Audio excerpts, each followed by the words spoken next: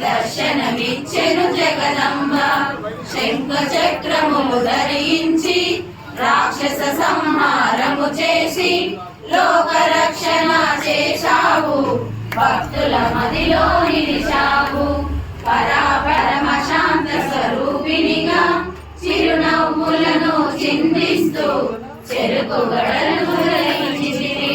56 రకాలు అనేటువంటిది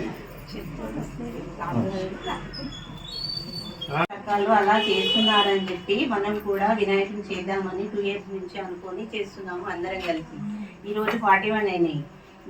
ఇంద్రుడు కురిపించిన భారీ వర్షం నుండి ప్రజలను రక్షించడానికి శ్రీకృష్ణుడు గోవర్ధన పర్వతాన్ని ఎక్కి తన చిటికిన వేలుతో 7 రోజులు ఎత్తాడని చెప్పాడు.